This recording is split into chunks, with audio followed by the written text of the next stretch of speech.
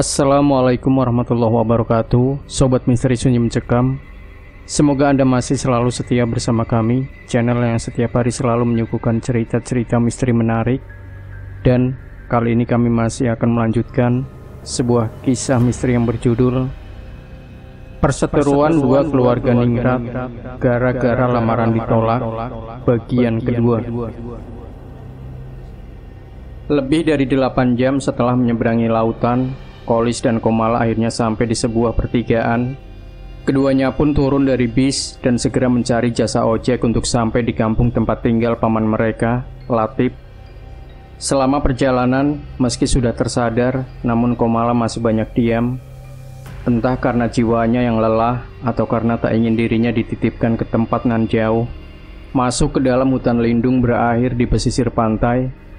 Hari itu, saat terik paparan sang surya mulai meredup, tibalah keduanya di sebuah kampung dengan kondisi tanah tak rata dan terlihat sepi. Rumah-rumah panggung dengan dinding papan beratapkan anyaman rumbia menjadi ciri khas kediaman penduduk kampung itu. Kolis yang sudah beberapa kali bertandang ke tempat itu, tak susah baginya untuk langsung menuju rumah pamannya Latif. Setelah membayar jasa tukang ojek, Kolis segera berjalan melewati jalan kecil sejauh 50-an meter menuju sebuah rumah tampak paling besar di antara deretan rumah lainnya. Meski terlihat enggan, tapi Komala mau tak mau mengikuti kakaknya dari belakang dengan gontai. Sampai 3 kali ketukan dan ucap salam, akhirnya Kolis mendengar jawaban dan derap langkah dari dalam. Kelegaan terpancar jelas ketika seraut wajah berkulit sawo matang muncul setelah daun pintu papan terbuka. "Loh, Kolis, Nduk Kom, ayo masuk," ajak lelaki 50-an tahun tak kalah girang saat tamu sore itu adalah 2 keponakannya dari tanah seberang. "Iya, Lek," jawab Kolis seraya melangkah masuk diiringi Komala dari belakang. Bertanya kabar dan basa-basi sebentar menjadi obrolan awal Kolis dan lelaki bertubuh tinggi namun sedikit kurus yang tak lain adalah Latif, adik kandung dari Mbah Soko. Sedang Komala lebih banyak menjadi pendengar dan hanya sesekali berucap saat disapa. Obrolan mereka sejenak terhenti manakala suara adzan maghrib berkumandang dari arah tempat layak disebut musola. Pasalnya, di samping kecil juga tak terdapat fasilitas untuk penunjang ibadah lainnya. Butuh waktu beberapa menit dari kediaman Latif ke musola. Walau hampir tak pernah, kini Kolis mengikuti sang paman menunaikan kewajiban sebagai seorang muslim. Tak heran jika Uyut Latif, orang-orang kampung memanggil, cukup disegani. Di samping menjadi tokoh agama, beliau juga dituakan dari sisi kebatinan. Selepas berjamaah, Uyut Latif dan Kolis kembali ke rumah. Kebiasaan Uyut Latif sendiri yang senang berlama-lama di musola, berzikir sembari menanti waktu isya, harus ia tunda demi sang keponakan. Sepi dan hening suasana kampung yang dihuni tak sampai 100 penduduk itu ketika malam menjelang. Mungkin karena penerangan yang belum terpenuhi, juga masyarakat yang kesehariannya sebagai nelayan memilih beristirahat setelah beraktivitas melelahkan di tengah laut. Belum banyak yang diceritakan Kolis pada Uyut Latif, hanya obrolan ringan saat keduanya berjalan pulang. Sesekali tawa kecil tersungging dari bibis Kolis maupun Uyut Latif ketika saling melempar candaan atau pujian, membuat Kolis sendiri merasa ringan dan sejenak melupakan beban berat yang tengah dipikulnya. Namun, ketika langkah keduanya baru memasuki halaman berpasir, tiba-tiba Uyut Latif menghentikan ayunan kakinya, disusul perubahan pada wajahnya. "Ada hal buruk yang kamu bawa," bisik Uyut Latif lirih. Meski mata Kolis tak menangkap apapun, tapi ucapan Uyut Latif spontan membuatnya merinding.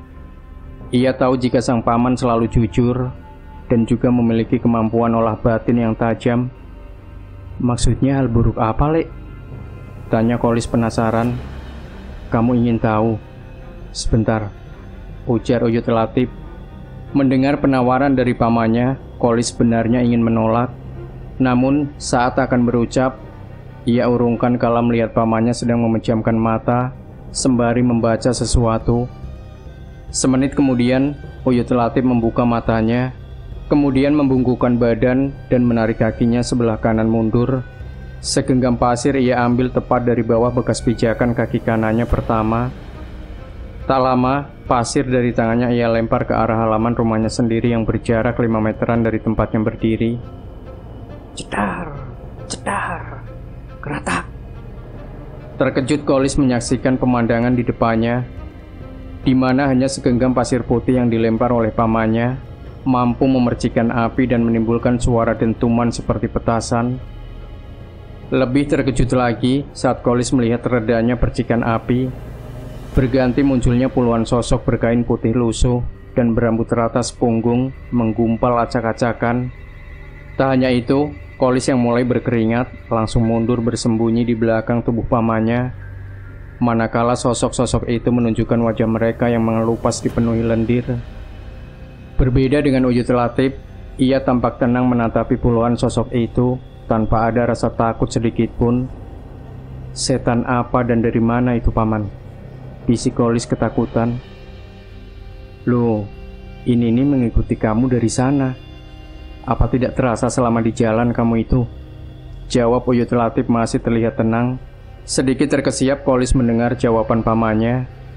Sebentar ia memutar memori yang tersimpan di otaknya, tapi tetap tak terekam tentang kemunculan sosok-sosok berwajah penuh lendir itu.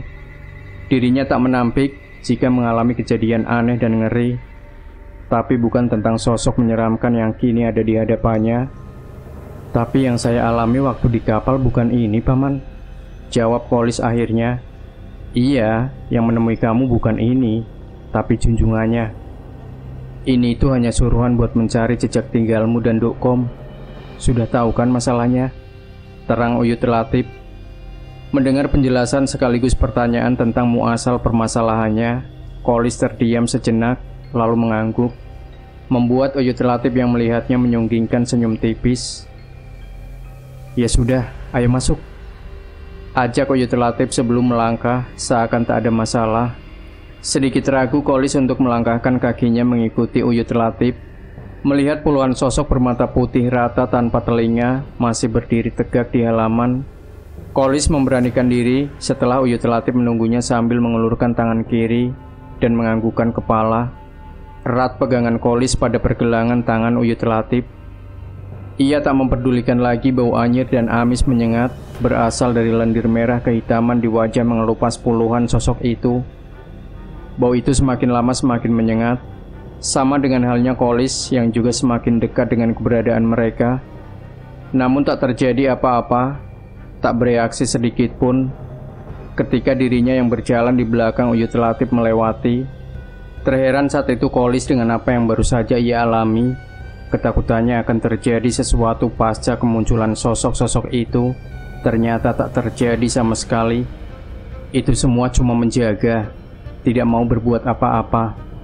Andai mau mengganggu ya junjungannya.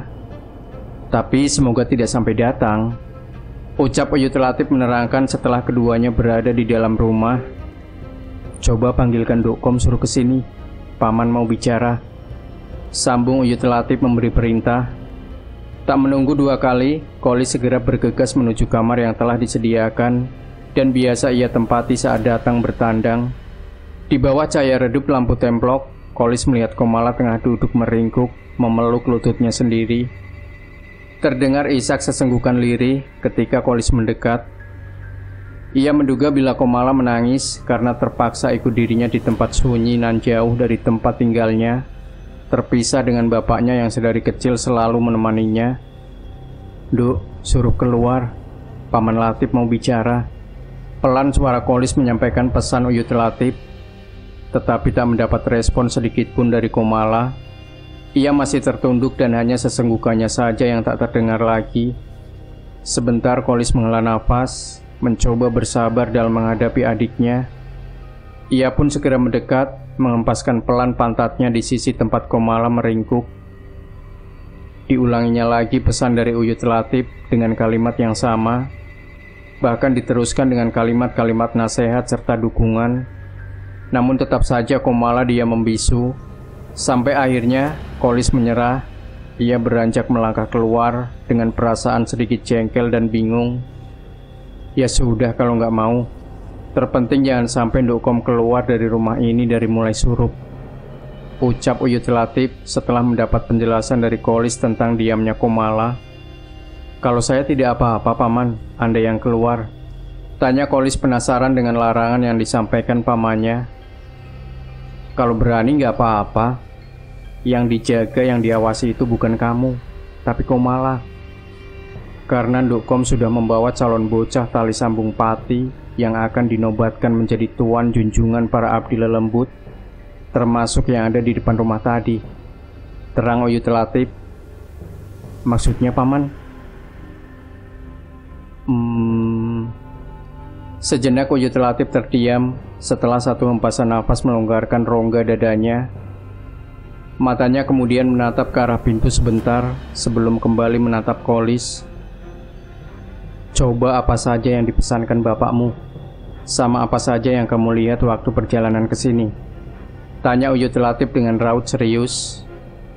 Kata demi kata mulai Kolis rangkai, sesuai dan sama persis dengan apa yang diingatnya akan semua pesan dari Mbah Soko. Begitu juga dengan semua yang terjadi, yang ia lihat dan temui sewaktu dalam perjalanan, tak ada yang terlewatkan. Membuat Uyut Latif sesekali termanggut-manggut, hingga tegang seperti terkejut. Suasana sesaat terasa hening dan sunyi. Setelah Kolis merampungkan ceritanya, keduanya sama-sama terdiam, terhanyut pikiran masing-masing. Selang beberapa puluh detik, akhirnya lagi-lagi sebuah tarikan napas panjang terdengar dari diri Uyut Latif. Bapakmu terlalu nekat. Bapakmu benar-benar orang yang bisa dipercaya. Tidak salah dulu kakekmu menunjuk bapakmu jadi pilar utama keluarga. Tapi sayangnya bapakmu tidak bisa menimbang. Jadinya ya seperti ini, ucap Uyut Latif dengan nada sendu. Sekarang kamulah, Lis, yang jadi gantinya bapakmu. Jangan kamu sia-siakan pengorbanannya. Aku cuma bisa bantu doa sama saran. Karena keadaan ini, yang bisa menyelesaikannya ya cuma Nduk Komala sendiri, sambung Uyut Latif. Maksudnya ini gimana, Paman? Bapak tidak kenapa-kenapa kan, Paman? Tanya Kolis yang dilanda gelisah mendengar penuturan Uyut Latif. Moga-moga saja tebakanku salah, Lis. Tapi kalau kepercayaan penganut kejawen, apa yang diamanatkan padamu, terus kamu lakukan sesuai keinginannya, artinya yang kamu lihat dalam bayangan tentang masalah bapakmu, ya itulah yang terjadi. Mungkin sekarang bapakmu sudah pulang di tempat bagus, berkumpul dengan kakek-kakekmu. Panas tercabik rasanya dada Kolis mendengar penjelasan Uyut Latif. Darahnya mendidih manakala bayangan mengerikan keadaan bapaknya kembali melintang utuh di pelupuk matanya. Ia ingin menangis, menjerit, namun tertahan oleh amarah. Ini baru rabaan, Lis. Belum pasti. Jadi bersama-sama kita doakan saja bapakmu selamat, ucap Uyut Latif mencoba membesarkan hati dan harapan. Kolis sendiri masih terdiam menunduk, terlarut dalam kegelisahan dan kesedihan, membayangkan jika hal itu benar terjadi menimpa bapaknya. Jelas sekali baginya, semua itu ulah dari keluarga Murti Rahmi. Baru saja Kolis mengangkat wajah dan ingin membuka mulut untuk berucap, tiba-tiba ditahan oleh Uyut Latif menggunakan isyarat jari telunjuk. Dada Kolis seketika berdebar, denyut jantungnya mengencang, manakala mengikuti isyarat dari pamannya. Telinganya mendengar suara layaknya seseorang berjalan dengan menyeret sesuatu.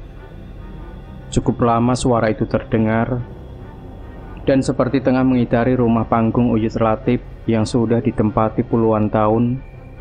Walaupun Uyut Latif tak menikah, namun beliau tergolong orang yang rajin, sehingga area sekitaran dan dalam rumah selalu bersih. Lama semakin lama, suara seretan gemeresek semakin jelas dan seperti semakin ramai, membuat Uyut Latif mau tak mau beranjak dari duduknya, lantas bergegas menuju pintu depan. Sesampainya ia berhenti sejenak, seperti tengah memastikan sebelum tangannya mendorong daun pintu yang tak terkunci. Astagfirullah, iblis apa ini yang datang? Seru Uyut Latif beristighfar, terkejut melihat sumber suara gemeresek yang ternyata dari gulungan rambut hitam panjang tak berujung dan tak terlihat wujud pemiliknya. "Ada apa, Paman?" tanya Kolis. "Sana kamu jaga Ndukkom, jangan sampai keluar-keluar dari kamarnya," seru Uyut Latif memberi perintah. Walaupun masih dirundung penasaran, Kolis tetap menuruti perintah pamannya. Ia bergegas menuju kamar yang terletak di sisi kiri berbatasan dengan ruang makan. Getaran langkah kaki cepat yang menapak di lantai papan membuat riuh ramai suasana rumah Uyut Latif. Bukan saja dari derap langkah Kolis, tapi juga dari dalam kamar di mana Komala berada. Hal itu membuat Kolis yang baru saja sampai di ambang pintu berhenti sejenak, menajamkan pendengarannya yang menangkap samar suara orang bernyanyi lirih. Merinding tubuh Kolis saat benar-benar yakin jika suara lirih itu berasal dari dalam kamar di depannya, sebab yakin bila itu bukan suara Komala adiknya. 1-2 detik Kolis masih terpaku mematung di depan pintu. Namun ketika suara lirih berbarengan suara derap langkah kaki di lantai papan kembali ramai, ia pun berniat membuka pintu. Sayang, walau dengan sekuat tenaga Kolis tak dapat membuka pintu papan itu. Sementara nyanyian dan derap kaki semakin jelas, membuat rasa takut dan penasarannya berimbang menguasai. Ketakutannya yang tinggi akan keselamatan adiknya akhirnya menuntun Kolis untuk mendekatkan wajahnya pada celah papan yang tak rapat, ingin memastikan sebentar keadaan di dalam kamar sebelum ia berencana membuka paksa. Wajah Kolis dalam sekejap langsung memucat ketika mata kirinya yang mengintip dari celah papan melihat jelas Komala tengah menari dalam redupnya cahaya kamar bersama sesosok wanita. Semakin jelas gurat ketakutan di wajah Kolis ketika ingatannya kembali melambung, mencoba mengenali sosok wanita yang tengah bersama Komala, yang tak lain adalah sosok wanita bergelung dengan bau tubuh khas kapur barus sewaktu di dalam kapal. "Menyingkirlah, Lis." Tersentak Kolis mendengar seruan dari Uyut Latif. Segera dirinya mundur dan mendekat ke arah Uyut Latif yang sudah kembali duduk di tikar berlapis kain ambal. "Paman, Ndukkom sama wanita yang menemui saya di kapal," ucap Kolis setelah mengatur gemuruh dadanya. "Iya, saya sudah tahu," jawab Uyut Latif tenang. "Terus gimana, Paman?" tanya Kolis yang masih begitu cemas. Uyut Latif terdiam, sebentar menatap Kolis yang tampak pucat, sebelum mengalihkan tatapannya lurus ke depan seperti tengah menerawang. "Ini bukan wewenangku sebenarnya, tapi kamu saya beritahu aslinya bagaimana. Ndukkom itu sudah hamil calon anak yang akan dijadikan penerus leluhurnya kelak. Karena itu, di mana saja akan selalu diikuti abdi-abdinya, junjungan sesembahan Rahmi. Kamu juga harus tahu, Lis, kenapa Ndukkom yang dipilih. Karena buat ganti anak dari Roshid yang akan dijadikan tumbal oleh Ratri, tapi digagalkan kakekmu. Karena itu Ndukkom sudah dilandai dari kecil. Karena itu juga bapakmu memilih meninggalkan harta dunia melimpah peninggalan kakekmu yang didapat dari mengabdi pada keluarga Murti Rahmi," ucap Uyut Latif menjelaskan. "Artinya Ndukkom tetap akan menjadi menantunya Ratri, Paman. Tetap tidak bisa diselamatkan," sahut Kolis dengan gelisah. "Berat, Lis. Andai bisa harus cari gantinya. Kalau tidak harus memilih salah satunya, nyawa Ndukkom atau nyawa bayi titipan itu." "Bunuh saja bayinya, Paman," timpal Kolis geram. Uyut Latif hanya tersenyum mendengar amarah Kolis. Ia tahu jika bagi Kolis nyawa Komala jelas lebih berharga dibanding nyawa bayi yang ada dalam rahim adiknya itu. Tidak mudah. Andai harus seperti itu, yang bisa hanya Ndukkom sendiri. Karena puncaknya perjanjian Rahmi dengan iblis hutan Geong di keturunan ketiga yang akan diritualkan nanti tepat tanggal 13 bulan ke-7. Dan tepat saat acara jajar pandan, itulah waktunya untuk menggagalkan sekalian memutus. Ini yang Paman katakan untuk pengorbanan bapakmu. Ndukkom yang bisa memutus selamanya perjanjian Rahmi dan junjungannya, karena bapakmu sudah menukar pancer Ndukkom yang kamu buang di tengah laut. Jelas dan sangat terang ucapan Uyut Latif pada Kolis. Tapi belum sempat Uyut Latif meneruskan kalimatnya, ia dikejutkan suara keras pintu kamar Komala yang dibuka. Serentak Kolis dan Uyut Latif mengarahkan pandangan ke arah kamar. Menatap heran juga terkejut akan sosok Komala yang berdiri tegak dengan mata melotot tajam kepada keduanya. Namun sepersekian detik antara Komala dan Kolis serta Uyut Latif sama-sama terdiam. Tak ada ucapan atau kalimat apapun, seolah mulut mereka terkunci.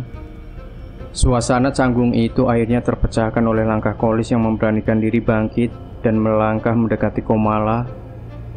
Walau dalam hatinya merasa was-was, namun melihat sang adik yang berbeda serta penasaran tak enak terhadap Uyut Latif, Kolis pun ingin menegur. Akan tetapi, sesampainya di depan Komala, Kolis terjingkar dan kembali harus beringsut mundur. Kamu ikut dijaga karena kelak saya butuhkan. Kalau tak saya butuhkan, sudah saya habisi selembar nyawamu itu. Tegas dan bernada sini suara Komala kepada Kolis. Latif, jangan sampai saya harus melanggar janjiku dulu pada ibumu. Ini peringatan untukmu. Tak hanya Kolis, Uyut Latif yang masih duduk pun tergelak hebat mendengar ucapan tegas Komala. Namun setelah beberapa detik Uyut Latif mengamati dalam-dalam, dirinya mengangguk pelan. Yakin jika yang ada di depannya yang baru saja bersuara keras dan tegas bukanlah Komala, apalagi kalimat yang terlontar, yang mana menyentuh perihal orang tuanya, semakin menegaskan bila di balik wujud sosok Komala bersemayam sosok yang selama ini paling dirinya hindari. Sedangkan Kolis, keberaniannya yang sudah rontok oleh sikap Komala, berdiri menyandar pada dinding papan dengan wajah pucat penuh ketakutan. Nyai Rahmi, saya tidak akan ikut campur urusanmu, tapi anak ini terlanjur sampai di sini, maka harus saya lindungi. Masalahmu dengan orang tuaku dulu sudah bukan lagi urusanku. Pelan namun tegas dan penuh makna, ucapan Uyut Latif pada sosok Komala yang diyakininya dalam penguasaan Nyai Rahmi. Sosok wanita pembuka persekutuan dengan iblis hutan geong. Lancang kamu. Sekarang aku mengalah, saya beri kesempatan untuk nyawamu. Tapi ingatlah, berani menyentuh calon yang ada di rahim anak ini, tidak akan selamat entah dimanapun keberadaanmu. Sahut sosok Komala yang tengah dalam kekuasaan Nyai Rahmi setelah mengucapkan kalimat bernada ancaman. Komala membalikkan tubuhnya masuk ke dalam kamar. Menyisakan wangi pandan berpadu kasturi putih menyebar seantero dalam rumah Uyut Latif. Hening suasana setelah Komala tak lagi terlihat, membuat sedikit lega jiwa Kolis. Segera ia melangkah mendekati Uyut Latif. Wajahnya yang masih terlihat pucat, diusapnya beberapa kali, berusaha menghilangkan ketegangan yang menyirat di wajahnya. Mulai malam ini, hati-hati kita, Lis. Pesan Uyut Latif dengan wajah datar tanpa ekspresi. Harus gimana sekarang, Paman? Saya sudah pusing memikirkan urusan ini. Anak istriku pasti sudah menunggu dan khawatir saya tidak pulang-pulang. Timpal Kolis dengan gusar. Kalau mau pulang, kamu nanti 3 hari lagi. Nunggu aku. Ujar Uyut Latif menimpali keluhan Kolis. Maksudnya nunggu Paman gimana? Tanya Kolis yang heran dengan ucapan Uyut Latif. Kamu besok tak tinggal 3 hari. Tidak perlu tahu Paman di mana. Yang penting kamu jaga adikmu, jangan sampai keluar kalau hari sudah gelap. Kamu juga harus hati-hati. Masalah makan nanti Mbah Samir yang mengantar. Terang Uyut Latif sembari bangkit dari duduknya dan melangkah ke dalam, berniat menunaikan sholat Isya yang sudah tertunda beberapa waktu karena kejadian-kejadian yang baru saja ia alami. Ingin rasanya Kolis berucap menolak, namun belum sempat mengungkapkan keberatannya, sang paman telah berlalu. Membayangkan dirinya yang akan sendiri tanpa Uyut Latif langsung membuat wajah Kolis mempias. Meskipun hanya 3 hari, tapi baginya itu sangat terlalu lama dan berat. Malam itu malam pertama Kolis menginap di rumah pamannya dalam suasana berbeda, berteman rasa was-was dan ketakutan. Kolis akhirnya mampu memejamkan mata sekira waktu telah memasuki tengah malam, di samping hawa yang mulai dingin, juga karena rasa lelah setelah lebih 1 hari semalam terkungkung di dalam bis. Belum puas merasakan lelapnya belayan mimpi, Kolis sudah harus terjaga oleh panggilan pelan Uyut Latif. Terkantuk-kantuk dirinya mendengarkan pesan sang paman yang rupanya telah bersiap untuk pergi. Dengan rasa tak menentu, Kolis pun mengiyakan ucapan Uyut Latif dan melepas kepergiannya.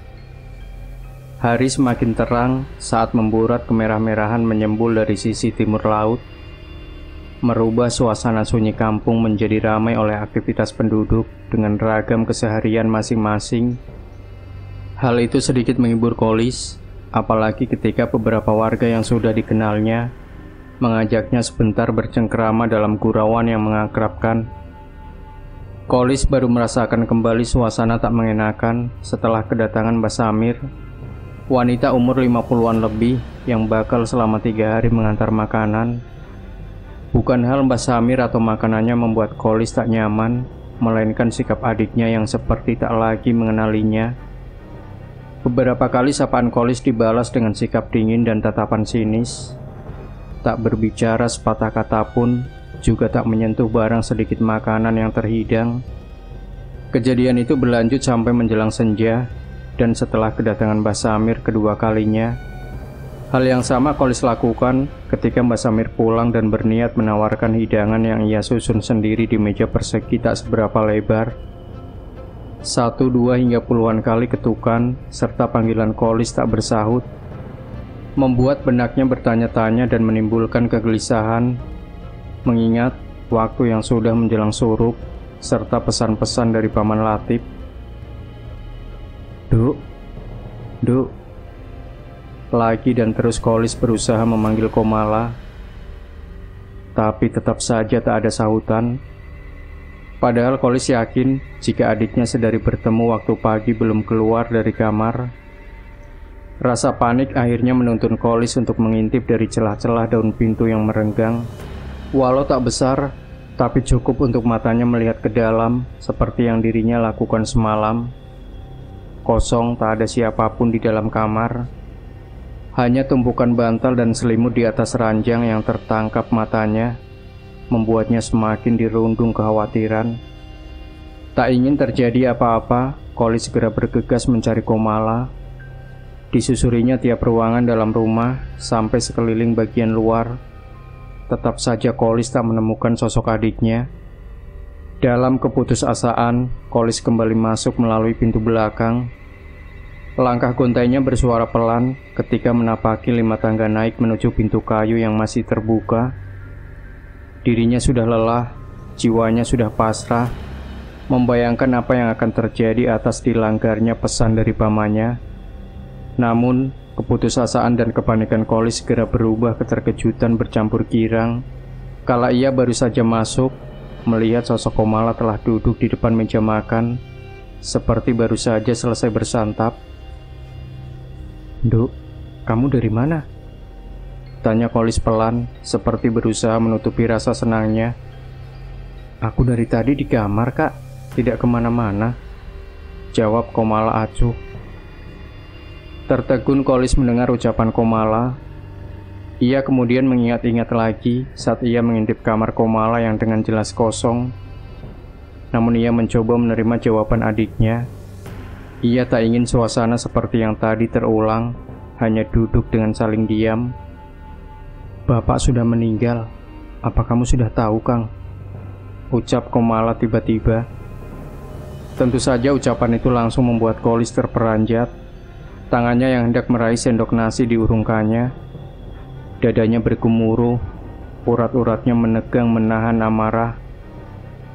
"Bicara apa kamu?" tanya Kolis dengan suara keras. Bapak memang sudah meninggal, mengorbankan dirinya sendiri demi perkara yang tidak ada gunanya.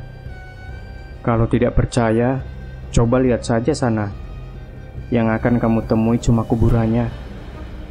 Sahut Komala dengan wajah tenang, semakin membakar amarah Kolis. Tahu dari mana kamu? Tanya Kolis masih dengan suara tinggi. Kali ini Komala hanya diam, sebentar menatap Kolis, sebelum berdiri dan melangkah pergi ke arah kamarnya. Hal itu mengundang kegusaran kuat dalam diri Kolis. Jiwanya bergejolak, bergemuruh tak menentu. Hampir saja ia menuruti bisikan hatinya untuk pergi dari rumah pamannya, guna memastikan ucapan sang adik. Walau ia sendiri sudah mendapat rabaan dari Uyut Latif tentang nasib yang bakal menimpa bapaknya, tapi tetap saja ia tidak terima sebelum membuktikan sendiri. Kolis akhirnya mengurungkan niatnya untuk menikmati hidangan yang dikirim Mbah Samir. Selera makannya memudar hilang, tergerus kegelisahan atas ucapan Komala. Ia lebih memilih masuk ke dalam kamar milik pamannya, seperti yang dipesankan padanya, setelah memastikan pintu-pintu sudah tertutup. Kreak, kreak. Berputar dan seperti mengelilingi rumah Uyut Latif, burung yang biasa disebut masyarakat luar sebagai burung kematian. Ada beberapa ekor jika didengar dari suaranya yang nyaring bersahutan, menandakan jika pantas disebut sekawanan. Beberapa kali terdengar mengitari atap, burung berwarna hitam, bermata tajam, dan terkadang bersuara mirip lolongan anjing malam, bertengger tepat di atas atap kamar Uyut Latif yang dihuni Kolis sementara. Kreak, kreak. Kembali lagi lengkingan teriakan suara burung-burung itu nyaring memecah keningan malam yang belum begitu larut. Hal itu membuat Kolis terhenyak. Ia tak menduga ternyata burung tanda kematian itu tak hanya secara kebetulan lewat seperti pemikirannya, tetapi bertengger seolah mengisyaratkan sesuatu. Hampir 10 menitan Kolis bernafas dalam gelisah. Meski dalam posisi berbaring, namun matanya enggan terpejam. Srek, srek. Kali ini Kolis tak lagi hanya terhenyak, melainkan mulai dilanda rasa tercekam. Ia pun perlahan bangkit menyandarkan punggungnya pada dinding papan, seraya menajamkan pendengaran, demi memastikan suara di sisi luar kanannya. Srek, srek. Kali ini Kolis membenarkan dugaannya, bila suara yang kembali terdengar jelas berada di sisi luar kamar, tak jauh atau bahkan tepat bersampingan, dan hanya tersekat oleh dinding papan antara dirinya dengan suara seperti langkah kaki bersentuhan dengan dedaunan kering. Walau posisi kamarnya lebih tinggi dari lantai tanah luar, namun suara itu sangat-sangat jelas di telinganya. Rasa takut dalam diri Kolis semakin lama semakin kian menyusup kuat. Dirinya tahu bila itu bukanlah perbuatan seseorang yang iseng atau yang ingin berbuat jahat. Tetapi dengan berhentinya suara burung kematian dari atap rumah, mengisyaratkan kedatangan makhluk lain yang berada di sekitaran tempat itu. Mengingat akan hal itu, tubuh Kolis anyep, nafasnya pelan terjeda, tertahan tekanan dalam jiwanya yang membayangkan sosok-sosok menakutkan yang pernah matanya lihat sebelumnya. Sekilas kening Kolis mengkerut, manakala suara langkah kaki serta nyanyian burung kematian reda.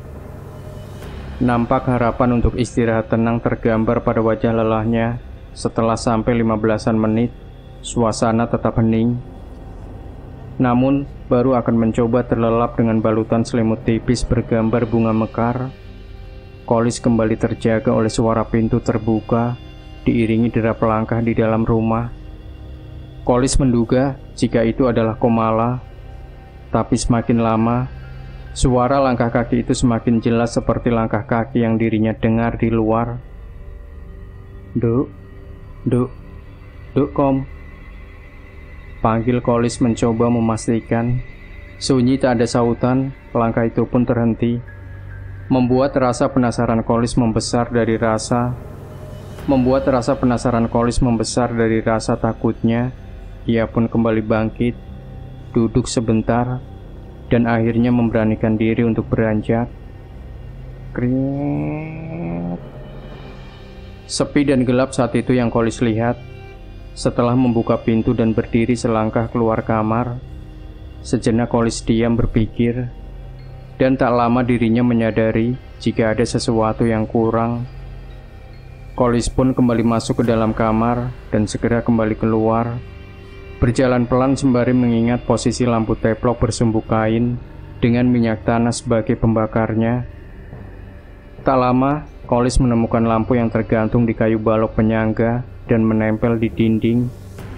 Sekali sentakan pada pemantik api, cahaya redup meremang menyebar ke ruangan, tak lebih berukuran 4x3 tanpa kursi.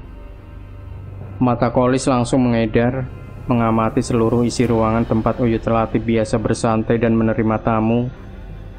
Sekilas tak ada yang aneh, semua rapi dan seperti biasanya.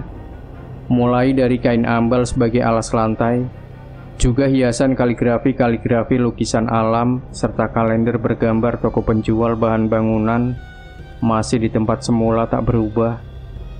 Hal itu sedikit melegakan Kolis. Ia pun merasa jika suara langkah yang dirinya dengar benar adalah Komala. Namun, 3 tarikan nafas kemudian, di saat Kolis yang telah merasa aman membalikkan badan, berniat untuk kembali masuk ke kamar, tiba-tiba saja wajahnya berubah. Keningnya berkerut, nafasnya memanjang kala hidungnya tiba-tiba tersesapi bau wangi bunga melati. Rasa takut kembali meraba jiwa Kolis. Dirinya tahu bahwa sekeliling rumah Uyut Latif tak ada tanaman bunga apapun, sehingga ia yakin jika wangi bunga melati yang tengah merebak bukan hal biasa. Tetapi sampai beberapa Kolis mengamati dan mencoba mencari sumber bau wangi itu, dirinya tak melihat apapun, hingga ia pun memilih masuk ke dalam kamar. Lagi-lagi hal aneh dirasa Kolis. Di dalam kamar yang letaknya hanya bersebelahan dengan ruang tamu, tak sedikit pun ia mencium wangi bunga melati. Padahal ia tahu papan penyekat tak rapat, banyak celah memanjang ataupun papan berlobang, sehingga janggal jika bau itu sama sekali tak masuk ke kamar. Kolis akhirnya tetap memilih untuk kembali merebahkan tubuhnya di ranjang.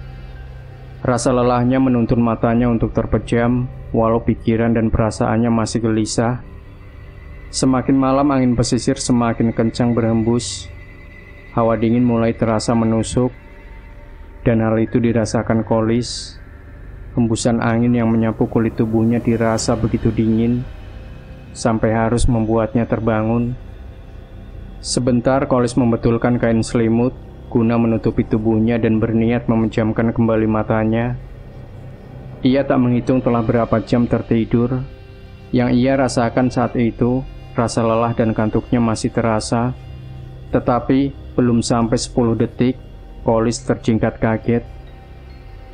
Duk Kom, panggil Kolis. Sunyi tak terdengar apapun, seperti menghilang suara isak tangis yang baru saja telinganya dengar. Beberapa saat lamanya Kolis terdiam. Ia meraba akan suara tangisan, yang akhirnya dirinya kira hanya halusinasinya sendiri. Ia pun kembali berbaring dengan balutan rapat selimut, menatap langit-langit beratap asbes, dan sejenak melambungkan memori di kepalanya, menelusuri kembali perjalanan hidupnya. Tolong. Lirih namun sangat menyayat terdengar suara rintihan dari luar jendela kamar. Seketika itu juga Kolis melompat, dadanya berdebar. Seluruh kulit tubuhnya pias, keringat pun mulai merembes dari pori-pori. Tolong, ampun. Cetar. Kembali suara rintihan itu sangat jelas terdengar oleh Kolis. Namun bukan seperti suara pertama. Sebab suara rintihan pertama milik seorang laki-laki, dan kali ini suara seorang wanita. Rasa takut kini benar-benar menyelimuti jiwa Kolis. Ia terdiam, hanya mampu berdiri mematung sembari menatapi jendela kamar yang tertutup. Cering, cering, srek, srek. Lagi-lagi Kolis dibuat semakin ketakutan. Tubuhnya mulai gemetar, jantungnya seolah tak lagi ada degupan, darahnya seakan berhenti mengalir. Manakala jendela yang tengah dirinya tatapi tiba-tiba terbuka lebar. Tak hanya itu, dari balik jendela, saat seutas siutan kabut hitam terterpa angin dingin, terdengar nyaring gemerincing layaknya besi berbenturan, bergantian dengan langkah-langkah kaki yang diseret. Saat itu Kolis ingin sekali lari atau pingsan sekalipun, agar dirinya tak melihat sesuatu di balik jendela, di mana beberapa wajah sayu, pucat seputih kapas dengan bulatan hitam, menghias kedua mata, silih berganti muncul dan menatapi dirinya. Wajah-wajah pucat itu seperti tengah tersiksa. Tatapan bola mata mereka seperti ingin meminta bantuan kepada Kolis. Namun hal itu semakin membuat jiwa Kolis tercekam. Beberapa di antara wajah yang Kolis lihat, ada dua yang sangat tak asing baginya. Kedua wajah yang muncul terakhir itu seketika membuat Kolis menangis. Ia sangat terpukul saat dua wajah itu memelas merintih meminta pertolongan padanya, sedangkan dirinya sendiri untuk melangkah setapak pun tak sanggup. Puluhan menit Kolis mengalami hal menakutkan itu.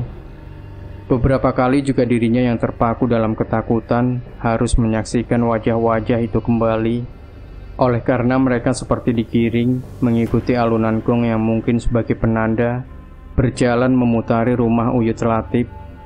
Suara gong dan kemerincing rantai beradu akhirnya berhenti setelah satu aroma kapur barus berpadu pandan menyesapi hidung Kolis.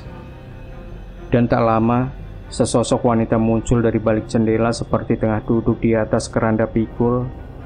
Wanita itu menatap sinis ke arah Kolis. Wajahnya seolah tak berurat meski terlihat ayu. Rambutnya dibiarkan tergerai memanjang, berbalut kemben sebatas dada. Kamu menurutlah, kalau tidak ingin jadi seperti orang-orang itu. Bawalah calon pengantin Serenggiku keluar dari rumah ini, antarkan kembali ke tempat asalnya. Setelah tanggal 13, kamu saya jamin hidup mulia. Ucap sosok wanita sangat mirip dengan yang Kolis tahu dan biasa dipanggil Bu Ratri. Kalau kamu tidak nurut, ikut melawan, tidak beda jauh nasibmu seperti kedua orang tuamu. Sambung sosok itu dengan nada culas dan menyengit. Kolis sendiri hanya terdiam. Wajahnya yang pucat pasi kontras dengan bibirnya yang membiru. Jangankan untuk menyahut bicara, menggerakkan bola matanya saja agar tak melihat kebengisan yang terpancar dari wajah sosok Ratri pun ia tak mampu.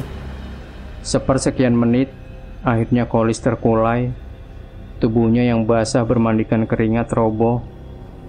Ia terkulai lemah, menyandar pada dinding, setelah sosok Ratri bersama iringan gong dan wajah-wajah penuh kesedihan menghilang. Sunyi, hening suasana saat itu membuat Kolis cepat menguasai gemuruh dadanya serta mengatur nafasnya yang tersengal. Hati Kolis sedikit goyah saat teringat kembali ucapan sosok Ratri.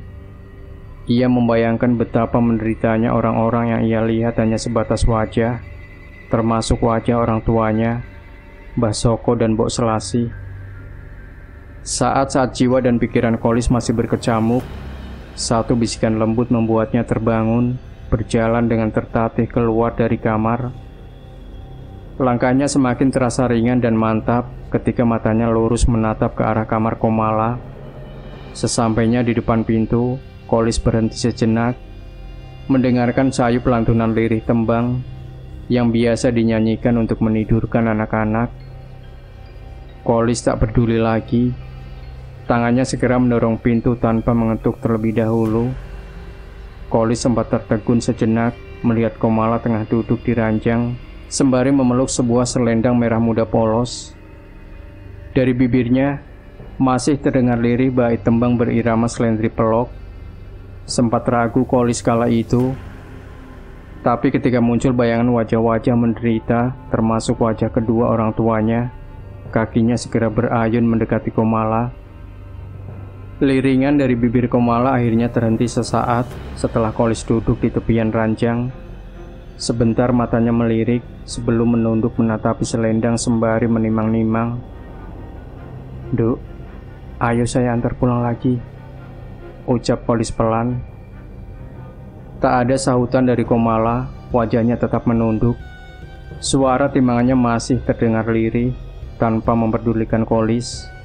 Diulangnya kembali oleh Kolis ucapannya untuk kedua kali, dan untuk yang ketiga kalinya, Komala akhirnya menengadahkan kepala, menatap lekat-lekat ke arah Kolis, sebelum tangan kanannya menunjuk ke arah depan pintu utama sambil berucap pelan, "Buang dulu barang yang dikubur Paman Latif di depan pintu. Nanti kita baru bisa pergi dari sini." Termangu Kolis mendengar nama Uyut Latif disebut oleh Komala. Ia pun membayangkan, mengingat sosok pamannya yang tengah pergi sampai 3 hari ke depan.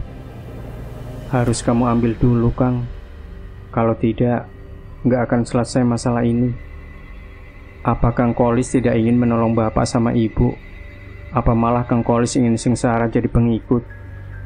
Sambung Komala berujar seperti tahu keraguan dalam diri kakaknya. Tanpa menjawab, Kolis bangkit dan melangkah keluar. Kebimbangannya masih bergelayut sama kuat antara menuruti adiknya atau pamannya. Hingga tanpa sadar, kaki Kolis sudah menapak di depan pintu utama, di mana di tempat itu, di bawah tangga yang hanya berjarak 3 langkah, terkubur sesuatu seperti yang dimaksud Komala.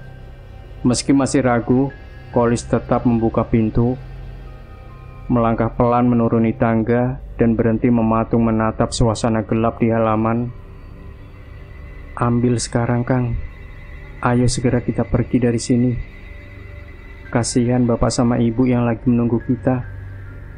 Sedikit terkejut, Kolis mendengar suara Komala yang sudah ada di belakangnya sembari menenteng lampu teplok gantung.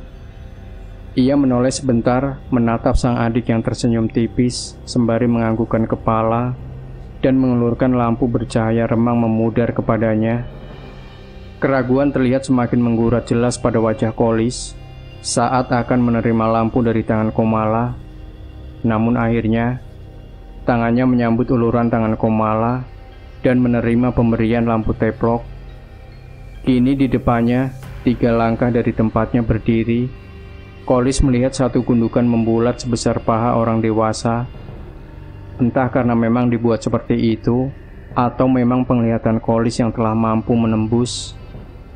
Hal itu tak terlalu dipikirkan Kolis.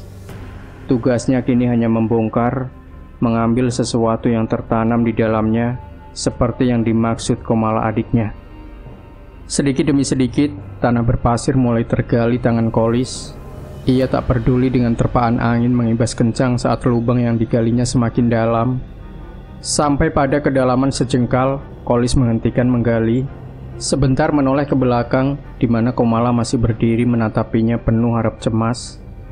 "Ayo, Kang. Sepertinya sebentar lagi barangnya itu bisa diambil," ucap Komala tak sabar menunggu. Kolis hanya diam. Ia kembali menatap lekat ke dalam lubang yang masih terlihat berupa tanah berpasir. Sebentar kemudian, tangannya kembali berniat menggali.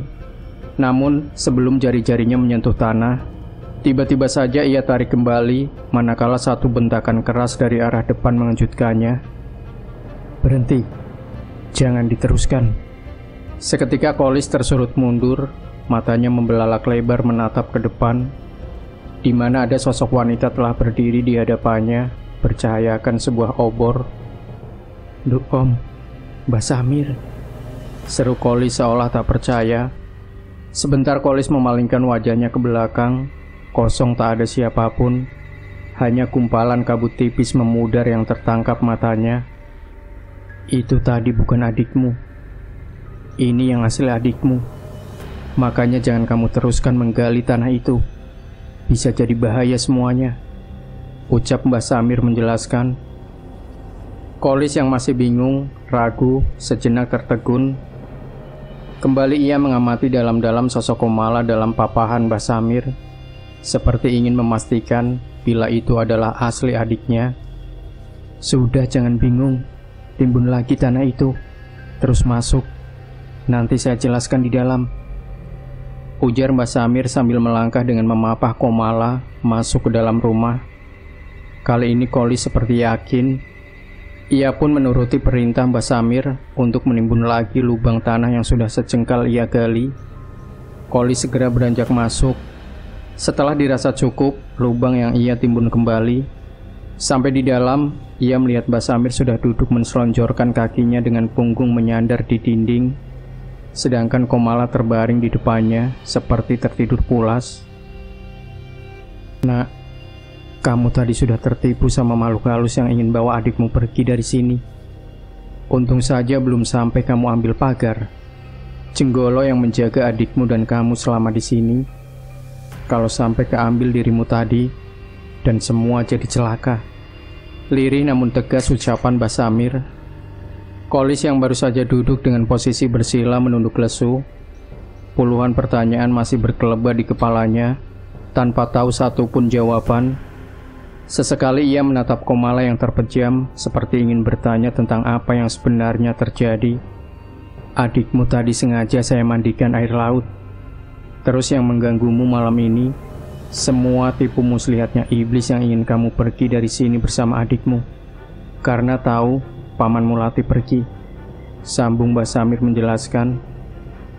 "Mbah Samir bisa tahu masalah ini dari mana, Mbah?" sahut Kolis memberanikan diri bertanya. Sebentar Mbah Samir tersenyum mendengar pertanyaan Kolis.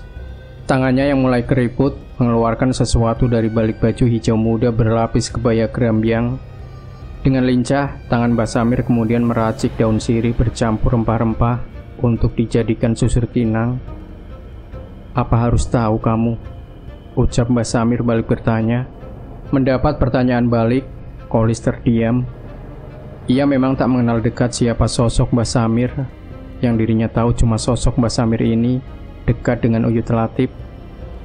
"Saya beritahu kamu, Nak, jangan mudah kosong pikiranmu. Yang mengawasi kamu dan adikmu ini banyak, mencari lalaimu, karena adikmu getih panceralus. Maka nurutlah dengan apa yang dipesan Pamanmu Latif.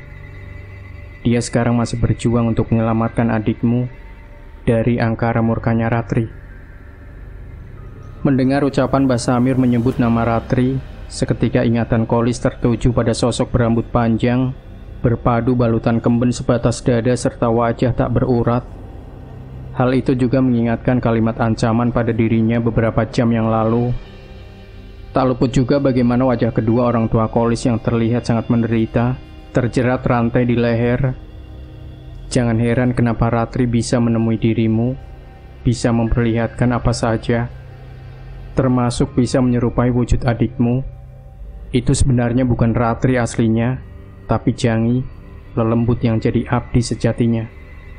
Tutur Mbah Samir setelah tahu apa yang sedang dibayangkan oleh Kolis. Mbah Samir berarti tahu banyak tentang keluarganya Ratri, tahu aslinya masalah ini. Kembali Kolis bertanya. Ia terheran dan penasaran dengan sosok Mbah Samir, bagaimana banyak tahu tentang masalah yang tengah merundung keluarganya. "Kelak, kamu akan tahu sendiri kenapa saya bisa tahu, bahkan kenal Ratri lebih dekat ketimbang Pamanmu Latif. Sekarang, yang terpenting jaga adikmu sampai hari terang. Nanti kalau sudah bangun, minumkan air itu, harus habis," sahut Mbah Samir memberi pesan. Tenang Mbah Samir mengeluarkan susur dari mulutnya yang telah berwarna merah. Kemudian ia bangkit dan melangkah keluar, meninggalkan Kolis yang masih terpekur di sisi Komala. Puluhan menit telah berlalu, Kolis masih setia menunggu Komala yang masih terlelap, entah tertidur atau pingsan. Sebab dari pertama datang di papah Mbah Samir, tak melihat mata Komala terbuka. Suara kokok ayam akhirnya terdengar oleh Kolis, menandakan jika sebentar lagi hari akan bertukar. Nampak kelegaan menyirat jelas di wajah Kolis. terbebas sementara dari segala bentuk seraman yang selalu menghantui kala malam menjelang. Sebentar Kolis menggeliatkan tubuhnya, merenggangkan otot-otot yang semalaman kaku seperti tertarik, sebelum bangkit dari duduknya, berniat untuk mencuci muka. Gelap dan dingin dirasa Kolis ketika pintu belakang terbuka. Ada sisa rasa takut yang tiba-tiba menguat ketika ia menatap sumur berjarak 20-an langkah dari tangga belakang tempatnya berdiri. Mata Kolis sebenarnya hanya menangkap sebuah bangunan tanpa atap, serta warna-warni dinding sumur, plus kamar mandi yang terbuat dari bermacam kain-kain tebal bekas spanduk. Namun dari itu semua, Kolis merasakan jika dari arah sumur itu, ada beberapa sorot pasang mata tengah menatapnya tajam. Kolis akhirnya mengurungkan niatnya, kembali masuk ke dalam dan menunda mencuci muka sampai hari benar-benar terang. Sesampainya di ambang ruang tamu, Kolis terperanjat, namun sekaligus senang melihat Komala sudah duduk menyandar. "Sudah bangun, Dok?" sapa Kolis seraya mendekat.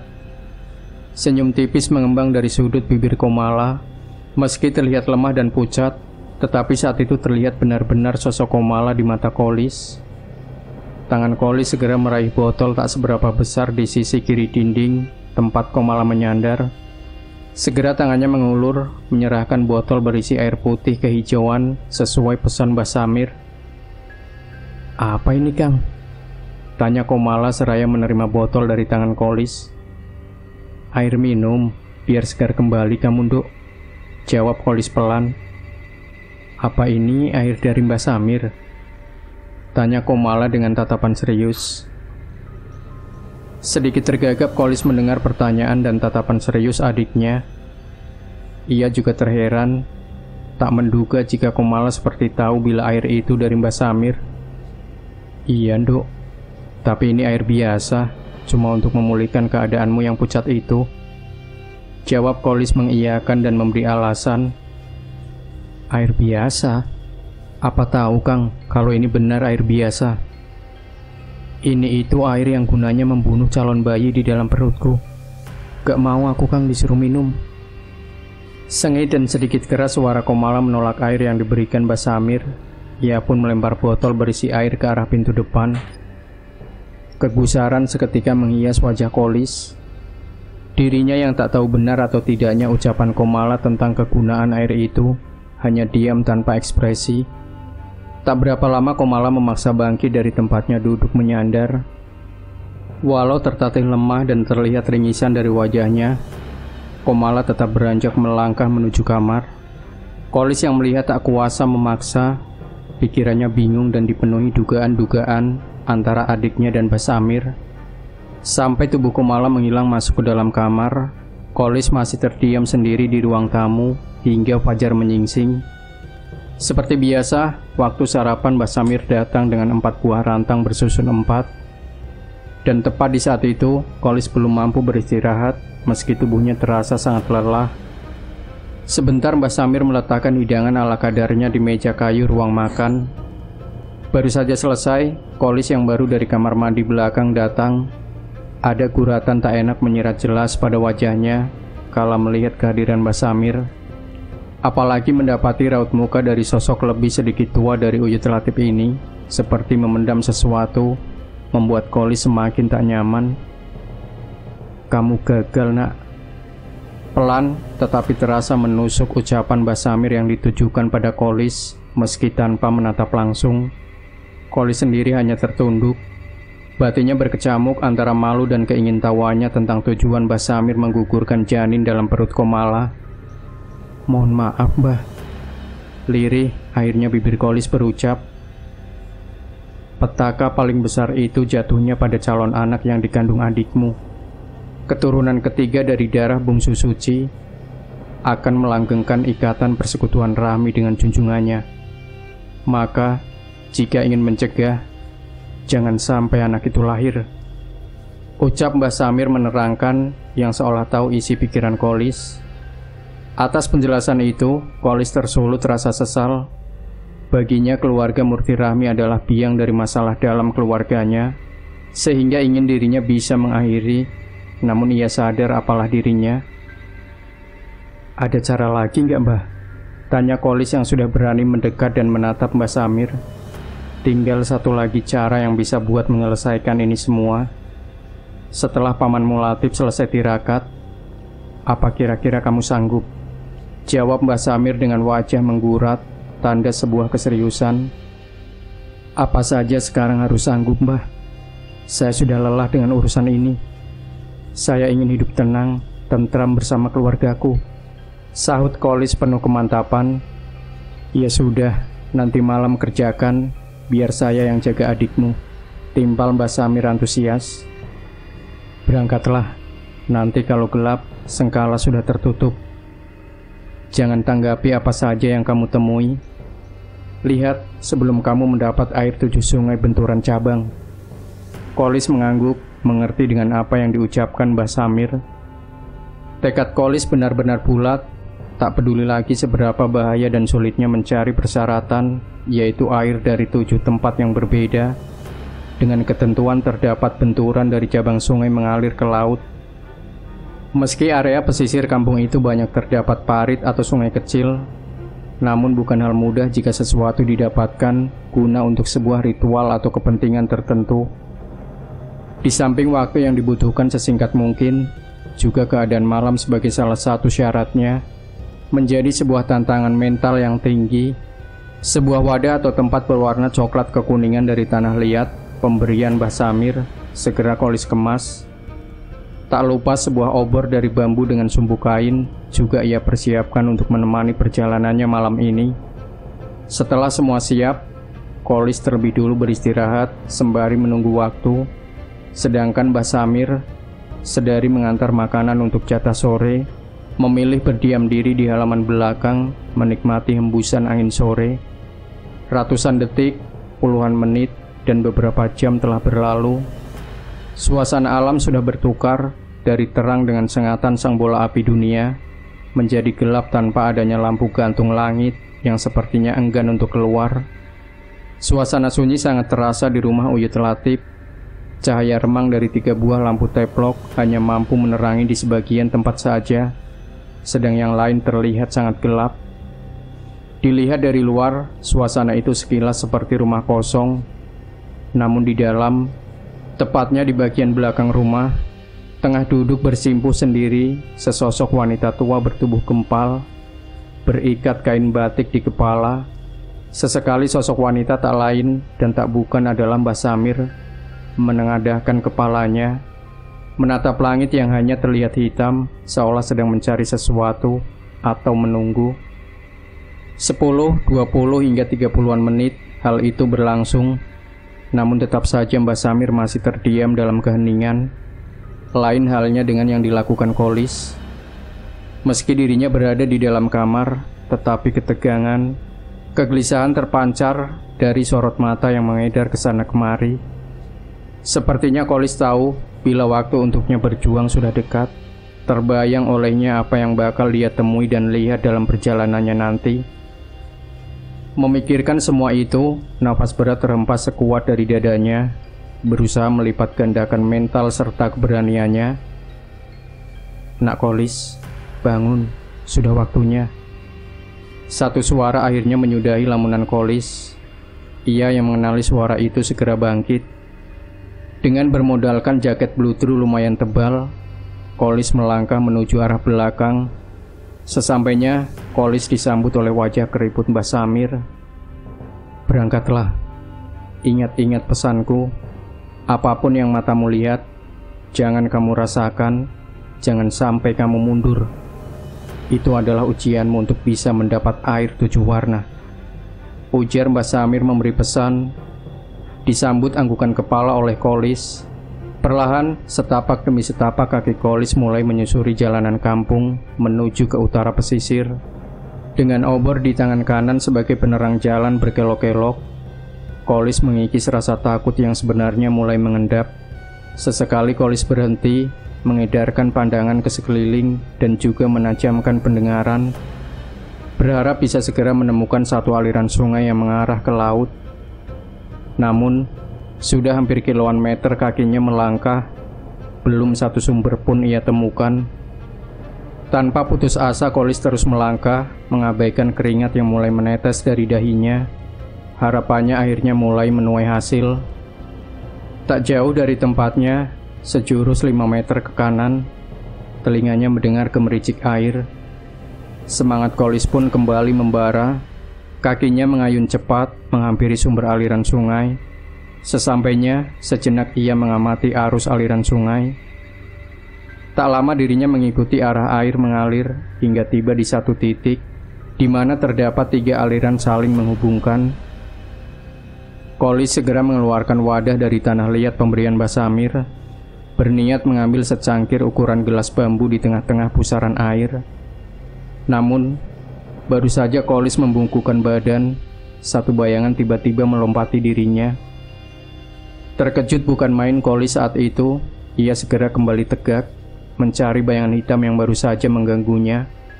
Sampai puluhan detik Kolis diam menatapi sekeliling. Hanya hitamnya malam dirinya lihat. Tak ada apapun, tak ada bayangan yang baru saja sekilas muncul melompatinya. Helaan napas tegang mengawali Kolis kembali membungkuk. Walau dalam hati masih terasa was-was, tapi akhirnya Kolis berhasil mengisi penuh sebuah gelas terbuat dari bambu. Tak ingin berlama-lama, Kolis segera pergi meninggalkan tempat pertamanya mengambil air syarat dan memasukkan ke dalam wadah mirip bejana. Tetapi langkah Kolis setelah meninggalkan tempat itu sedikit berbeda. Terlihat ia sesekali berhenti, sesekali berjalan cepat, sembari memalingkan wajahnya ke samping. Hal itu Kolis lakukan sebab ia merasa jika dirinya tengah diikuti oleh sepasang mata. Entah sosok bayangan tadi yang muncul secara tiba-tiba atau ada sosok lain.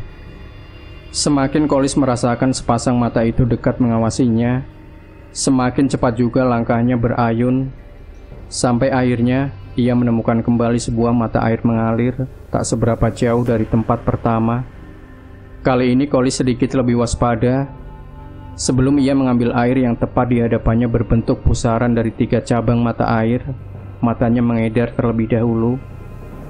Merasa aman, Kolis pun memenuhi segelas air dengan gelas bambu dan memasukkan ke dalam bejana. Tetapi ketika baru akan melangkah, mendadak tubuh Kolis terasa dingin dan kaku. "Lancang sekali kamu mengambil air di sini tanpa izin." Semakin terganggu, Kolis mendengar bentakan dari sesosok laki-laki tua bungkuk yang tiba-tiba muncul di hadapannya. Jarak yang hanya semeteran membuatnya kaget dan takut. Ingin Kolis berangsur mundur, namun lagi-lagi kakinya seolah terikat kuat, sehingga tak mampu ia gerakan, membuat sosok lelaki tua bungkuk menyeringai, seakan tahu ketakutan yang dialami Kolis. "Kembalikan airku, apa pilih diganti darahmu?" Menggigil tubuh Kolis mendengar ucapan bernada ancaman dari sosok lelaki tua itu. Hampir saja bejana berisi air ia tumpahkan, namun sebelum tangannya melempar, satu suara lirih masuk ke telinganya. "Jangan dituruti, kuatkan batinmu. Sekarang jalan terus." Kebimbangan seketika menyirat di wajah Kolis, antara menuruti sosok kakek tua bungkuk atau bisikan lirih dari suara wanita yang ia kenal, Mbah Samir. "Sekarang cepat pergi dari situ." Seperti tersengat tusukan jarum, tubuh Kolis tiba-tiba tergerak untuk melangkah. Tak peduli dengan sosok lelaki tua bungkuk yang melotot. Terheran Kolis saat itu, kakinya terasa ringan menapak di jalanan berpasir, seolah tak ada beban apapun. Sama halnya ketika akan melewati sosok lelaki tua bungkuk, ia mampu mengabaikan bau busuk yang menyambut hidungnya. Namun tak lama, gidikan ngeri menyusup spontan kala matanya melihat bagian tubuh bongkok sosok itu, penuh lubang luka bernanah dan darah. Keanehan sebentar juga tak luput dari perasaan Kolis saat ia tepat bersampingan. Sosok itu hanya diam dan hanya melebarkan bola mata, menatap tanpa bicara. Kelegaan menghiasi wajah Kolis setelah jauh meninggalkan tempat di mana dia mendapatkan air kedua. Ketakutannya berangsur menjadi semangat kembali. Rasa ingin segera mendapat air ketiga menyemangati dirinya sendiri yang mulai sedikit lelah. Namun, hingga puluhan menit ia berjalan, belum juga menemukan lagi aliran sungai. Kolis kemudian berhenti sejenak setelah melihat sebuah batu besar tertanam berdampingan dengan sebatang pohon khas pantai. Sebentar ia menyeka keringat di wajah setelah menancapkan obor di pasir sisi kanannya. Gelap dan semakin gelap langit terlihat di mata Kolis. Ia tak dapat lagi menghitung waktu, tak peduli lagi meski harus menuntaskan semalaman, asal bisa segera mendapat 7 air puseran. Dalam angan Kolis, seharusnya ia tak begitu susah untuk mendapatkan persyaratan itu. Dirinya ingat betul jika di sekitaran tempat pamannya tinggal, banyak aliran sungai yang menyambung ke laut. Tapi malam itu, saat dirinya ingin menjadikan airnya sebagai syarat, ia merasa kesulitan. Hampir seperempat jam Kolis beristirahat duduk di atas batu. Tiupan angin lembut dari arah laut mulai melenakkan tubuhnya. Tak berapa lama matanya pun mulai terasa sayu, menandakan rasa kantuk mulai menyerang. Hampir saja Kolis memejamkan matanya setelah turun dari atas batu dan menselonjorkan kedua kakinya. Tapi belum sempat pelupuk matanya tertutup rapat, ia dikejutkan suara gaduh di belakangnya. Kolis segera bangkit dan memalingkan wajah, menatap ke arah sumber suara gaduh yang berasal dari segerombolan orang tengah memanggil keranda mayat. Terlihat aneh bagi Kolis saat itu, di mana matanya tak menangkap sebujur tubuh pun di atas keranda yang hanya tertutup bambu melingkar berjarak sedikit lebar. Keanehan semakin jelas saat gerombolan itu semakin mendekat ke arahnya dan hanya berjarak tinggal beberapa meter. Kolis melihat para pemukul keranda dan para pengiring yang memegang beberapa obor, tak lebih dari 10 orang, berwajah pucat pasi tanpa alis, memakai kain jarik dengan kapas putih menutup lubang hidung dan telinga, serta menebar aroma bunga bercampur pandan menyengat. Kolis akhirnya tersadar jika gerombolan itu bukanlah manusia. Ia pun segera mundur beberapa langkah, sembari terus mengamati. Kini, iring-iringan pemikul keranda berjalan tepat di depannya, membuat dada Kolis berdebar kencang, seirama derap langkah para pemikul keranda. Tubuh Kolis makin dingin, kaku, tatkala dengan jelas mendengar suara serentak mereka satu kalimat. "Jerpati, Jerpati, Jerpati." Namun di luar dugaan, mereka mengabaikan dirinya dan hanya melewati tanpa peduli akan kehadirannya. Kolis akhirnya bisa menguasai dirinya dari rasa takut setelah iring-iringan itu menghilang di balik kegelapan tanpa tahu kemana tujuan mereka. Meski gema kalimat Jerpati yang tak ia mengerti maknanya masih terdengar sayup menggema. Cepat-cepat Kolis bergegas menyudahi istirahatnya, memilih jalan menyimpangi arah yang dituju iringan para pemikul keranda. Tak berapa lama, atau sekitar 30-an meter Kolis berjalan, telinganya mendengar gemericik air yang deras, membuatnya mempercepat langkah dengan penuh harap. Akan tetapi, ketika dirinya terasa begitu dekat dengan suara gemericik air yang terdengar semakin jelas, Kolis mendadak menghentikan langkahnya. Ia terdiam, tertegun seperti ragu untuk meneruskan langkah yang harus melewati rimbunan pohon pandan setinggi lutut untuk bisa sampai pada mata air. Seluas mata Kolis memandang dari pantulan cahaya obor di tangannya, tak sampai matanya melihat sungai yang terdengar begitu dekat, menandakan jika rimbunan pohon pandan di depannya luas. Tak putus asa, Kolis pun berjalan mengitari, mencoba mencari celah yang bisa dirinya lewati. Sampai pada akhirnya, ia menemukan sebuah gang terapit 2 buah batu besar, seperti sebuah tanda sebagai pintu masuk. Sejenak Kolis berpikir, menimbang-nimbang antara memasukinya atau mencari jalan lain. Bukan tanpa sebab hal itu ia lakukan, dikarenakan dirinya merasakan hawa aneh yang ada di depan jalan selebar 2 depak itu. Tetapi tak lama Kolis memilih memasukinya, melangkah perlahan, menjejak masuk ke dalam dengan perasaan was-was. Lembab dan sangat gelap, suasana tempat yang Kolis lewati layaknya sebuah gua. Tak ada hembusan angin atau suara serangga malam seperti suasana sebelumnya. Hening dan begitu mencekam di rasa Kolis saat ia semakin masuk ke dalam. Akhirnya secercah kelegaan terpancar di wajah Kolis, manakala gemericik air deras berada tak jauh di depannya. Buru-buru ia menuangkan gelas bambu di antara sela bebatuan kecil, mengisinya hingga penuh dengan air jernih dan sejuk. Selesai memasukkan air dari gelas bambu ke dalam bejana, Kolis bangkit dan berniat segera meninggalkan sungai sedikit lebih besar dari dua tempat sebelumnya. Namun, baru saja ia berdiri dan membalikkan badan, Kolis terperanjat. Tempat itu, di mana dirinya pertama lihat adalah rerimbunan lebat pohon pandan yang lembab dan hening, kini berubah ramai layaknya sebuah perkampungan, di mana matanya melihat lalu lalang aktivitas puluhan orang berpakaian sedikit aneh. Kolis sadar dan sangat tahu jika itu bukanlah alam nyata atau alamnya manusia. Tetapi jelas itu adalah perkampungan para penunggu di tempat itu. "Kamu mencari apa di sini, Nak?" Satu sapaan lembut dari belakang seketika menghentak lamunan Kolis. Perlahan ia pun menoleh, memapasi tatapan sepasang mata dari sesosok wanita berwajah ayu. "Mohon maaf, saya kesini minta air untuk obat," jawab Kolis gugup. "Air itu air biasa. Kalau mau, saya beri obat yang lebih bagus daripada air itu," ucap sosok wanita ayu sembari mengulas senyum tipis dari sudut bibirnya.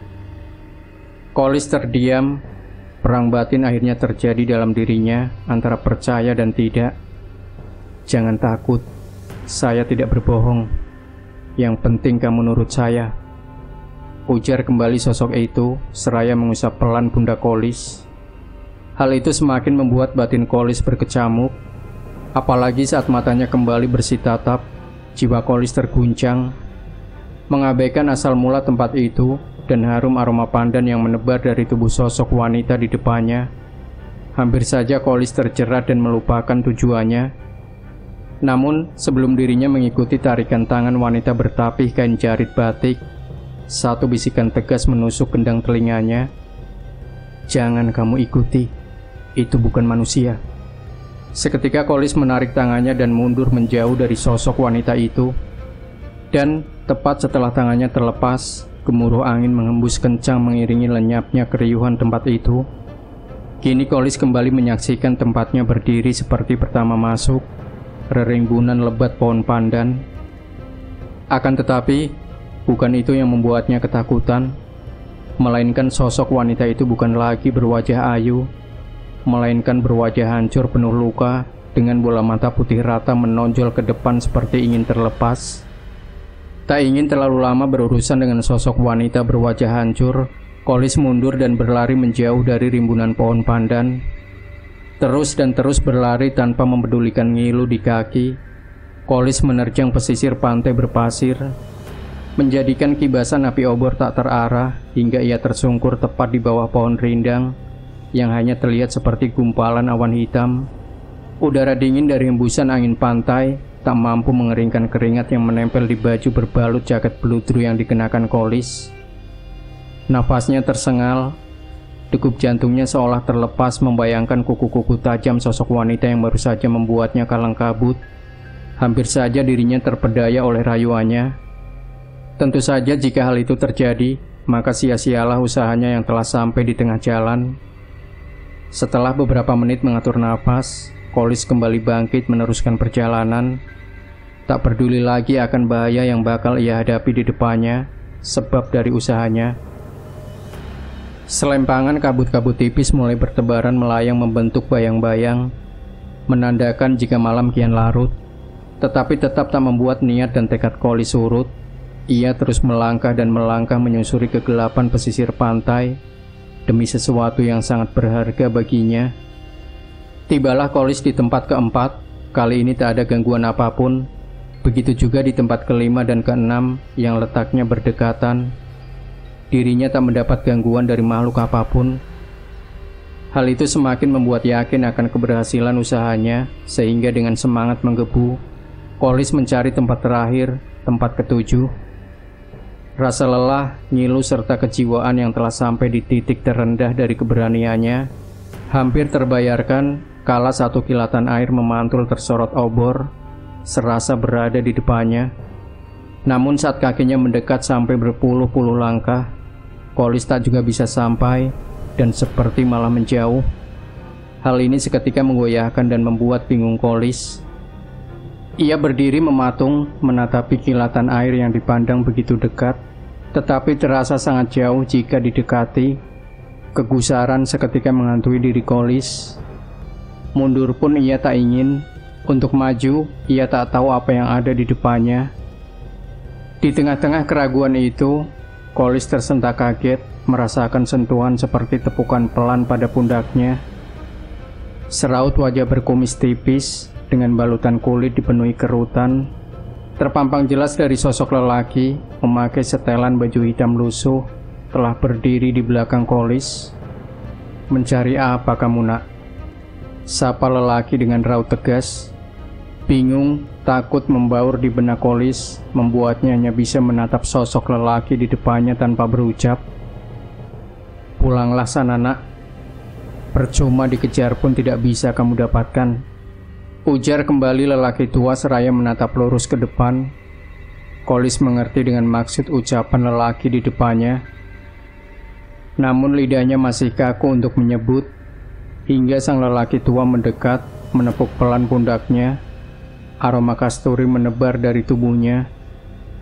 "Saya tahu perjuanganmu, tapi sia-sia kalau mau mengejar terlogo geges itu. Pulanglah sebelum mereka mengerubungi dirimu." "Tidak, Mbah. Saya tidak akan pulang sebelum mendapat apa yang saya cari," sahut Kolis memberanikan diri, membuat lelaki tua berjenggot terdiam. Ditatapnya dalam-dalam wajah Kolis, seperti tengah mendalami sesuatu. Sampai 5 tarikan nafas, lelaki itu mundur hendak meninggalkan Kolis. "Kamu siapa, Mbah?" Terhenyak sebentar, lelaki tua yang sudah 1 langkah berjalan. Kemudian ia pun membalikkan badan mendengar pertanyaan dari Kolis. "Saya bukan siapa-siapa, nak. Tapi saya tahu apa yang kamu cari. Itu berat. Walaupun kamu mendapatkannya, tapi akan ada bayarannya." "Bayaran apa, Mbah?" "Nyawa." Meremang tubuh Kolis mendengar penjelasan lelaki itu. Ia tak menyangka jika apa yang diperintahkan Mbah Samir merupakan salah satu pertukaran nyawa. "Apa tidak dijelaskan sama yang menyuruh kamu bahwa banyu melulu pitong puseran memakan nyawa? Kamu apa juga tahu aslinya buat apa air itu?" Sebentar Kolis menunduk, sebelum memilih menggelengkan pelan kepalanya. Dirinya benar-benar bingung dengan penjelasan sang lelaki yang tak ia dapatkan dari Mbah Samir. "Aku tidak akan menghalang-halangi kamu.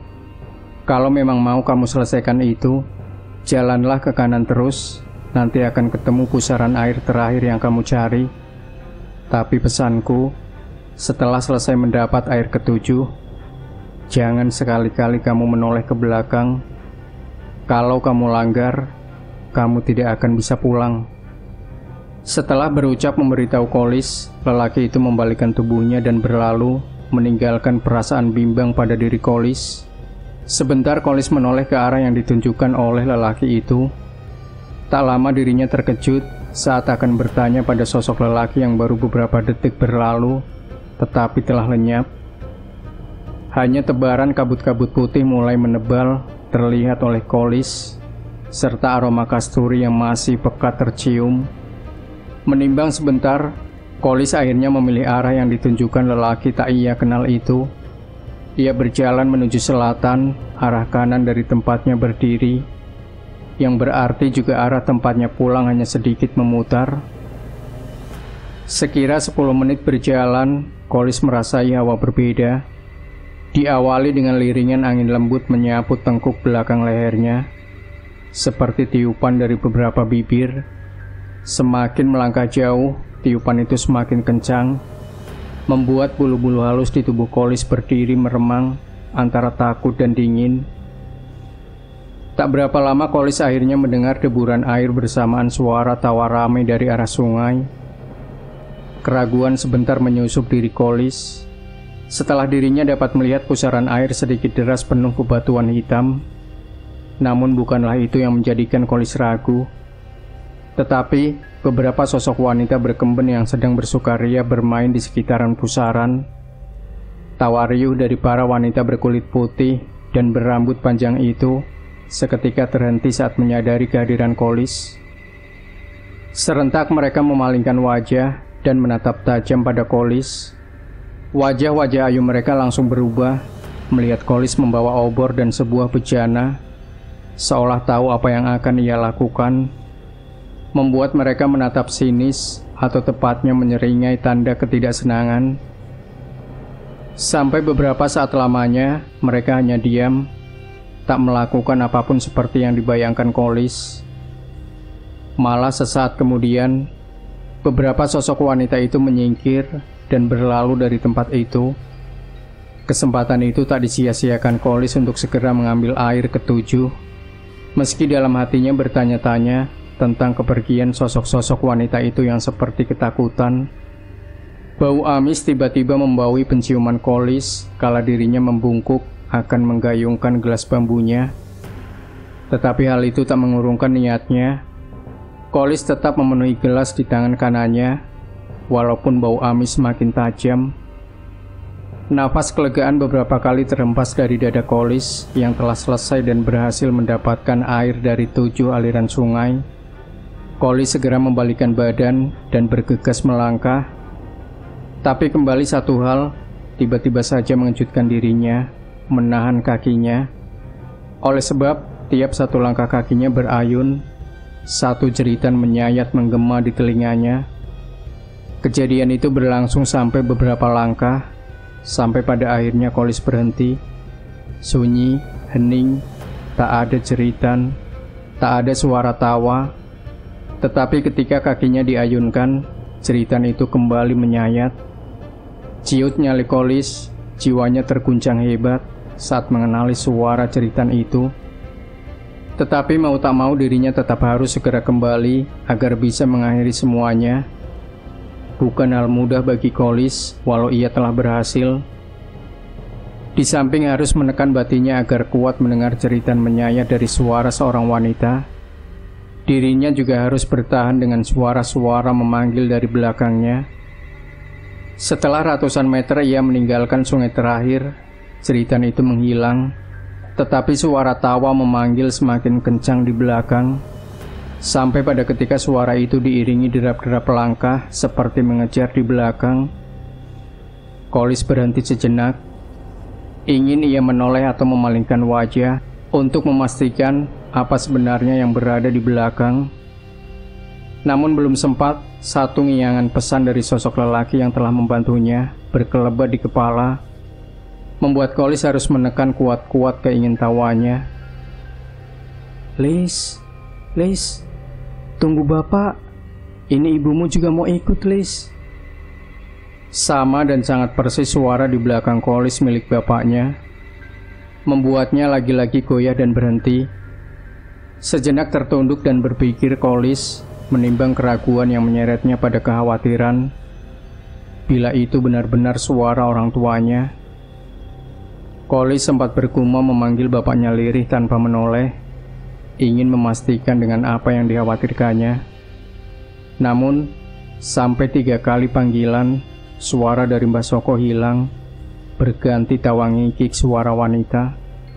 Merasa yakin di belakangnya bukanlah sosok orang tuanya, Kolis berlari, menembus kabut-kabut tipis, melawan hembusan angin yang hampir memadamkan cahaya obor di tangan kanannya. Tubuh Kolis akhirnya terlunglai lemah dan terduduk sejenak setelah melihat cahaya obor dari rumah milik pamannya. Namun sedikit aneh, Kolis melihat di halaman depan terpasang beberapa lampu dan obor berderet, dan juga terlihat banyak orang-orang lalu lalang. Mungkin para tetangga seperti tengah sibuk menyiapkan sesuatu.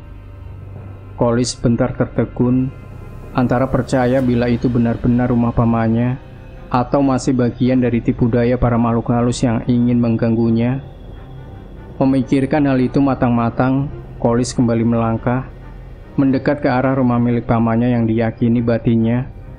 Sesampainya di halaman, ia disambut wajah-wajah heran dari tetangga-tetangga yang berada di tempat itu. Hal itu benar-benar meyakinkan Kolis. bila kini dirinya telah berada di rumah Uyut Latif. "Ada apa ini, Mbah?" ucap Kolis bertanya pada seorang lelaki paling tua di antara tetangga lainnya. Sebentar lelaki tua itu menatap Kolis penuh rasa heran, sebelum ia beralih menatap 3 lelaki lain yang berada di sampingnya. "Lah, kamu dari mana, Le? Kok subuh-subuh begini baru saja muncul?"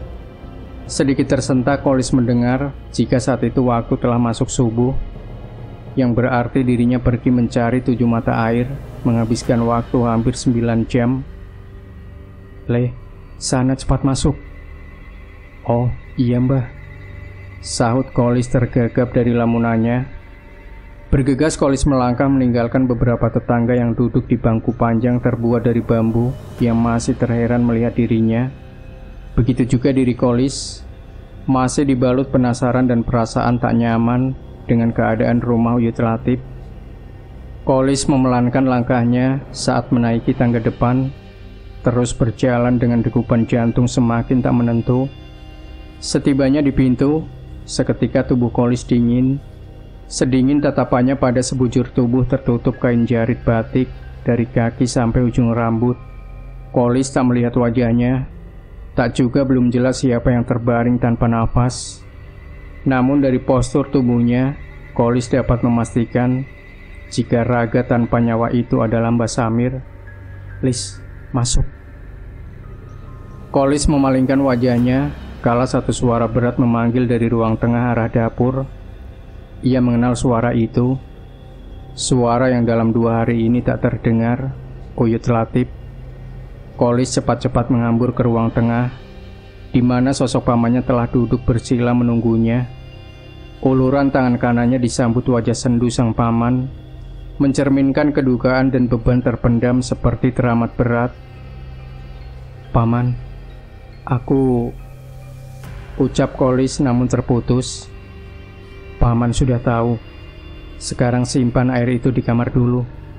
Ikut urus jenazah Mbah Samir. Urusan lainnya nanti dibicarakan," ujar Uyut Latif memotong ucapan Kolis. Tak menunggu perintah 2 kali, Kolis segera masuk ke dalam kamar dan sebentar kemudian keluar dengan pakaian berbeda. Ia mengikuti Uyut Latif dari belakang menuju ruang tamu, di mana tubuh Mbah Samir terbaring membujur kaku. "Ini tidak bisa nunggu lama-lama, harus dilangsungkan sekarang," ujar Uyut Latif pada beberapa orang yang baru selesai menata wajah membiru Mbah Samir dengan beberapa kapas dan mengikatkan kain putih dari dagu hingga ujung kepala. Campur aduk perasaan Kolis saat itu. Banyak hal yang ingin ia tanyakan, tetapi mengingat waktu yang belum tepat, hanya kesedihan mendalam terpancar dari 2 bola matanya. "Uyut, yang menggali sudah selesai. Apa mau diberangkatkan sekarang?" ucap seorang lelaki 40-an dari arah pintu yang ditujukan pada Uyut Latif. "Ya, ini juga sudah selesai. Panggil yang lainnya suruh ke sini, sekalian bawa kerandanya," sahut Uyut Latif pada salah satu tetangga yang baru saja memberi kabar. Hari masih terlihat sedikit gelap, hawa dingin juga masih terasa, tetapi pemakaman Mbah Samir memang seperti tak bisa ditunda. Entah karena apa sebabnya, tak ada yang tahu pastinya, selain Uyut Latif dan tetua kampung lainnya. Sesampainya di tanah pemakaman, beberapa orang yang telah selesai membuat rumah abadi Mbah Samir beringsut mundur, manakala jasad Mbah Samir diturunkan oleh beberapa orang dari keranda bambu buatan warga. Ada satu kejadian yang membuat para pelayat terkesiap dan takut. Saat akan meletakkan jasad Mbah Samir, tiba-tiba saja dari mulut, hidung dan telinganya menyembur darah merah kehitaman, membuat terlepasnya kapas-kapas putih penutup lubang indera itu. Hal itu membuat 2 orang yang berada di dalam lubang tiba-tiba saja tersentak dan melompat naik. Dari raut wajah keduanya, tak tertutupi rasa takut yang hebat dengan kejadian yang baru pertama mereka alami. Suasana sebentar gaduh. Para pelayat lain yang tak lebih dari 15 orang ikut bergidik ngeri setelah mengetahui apa yang terjadi pada jasad Mbah Samir. "Tidak apa-apa, tutupi lagi dengan kapas. Terus tahan pakai tanah itu," seru Uyut Latif melihat kepanikan para pelayat. Saat itu tak ada yang berani masuk ke dalam liang kubur. Mereka hanya saling tatap satu sama lain, seolah menawarkan. Sepersekian detik tak ada yang maju. Kolis akhirnya bergegas turun ke dalam liang berukuran tak lebih 2 meter, dengan jasad Mbah Samir sebagai penghuninya. Pelan tangan Kolis memasang satu persatu kapas yang sudah berubah merah kehitaman akibat tersembur darah pada indera wajah Mbah Samir. Tak dipungkiri, saat itu memang benar-benar berbeda hawa yang dirasakan Kolis.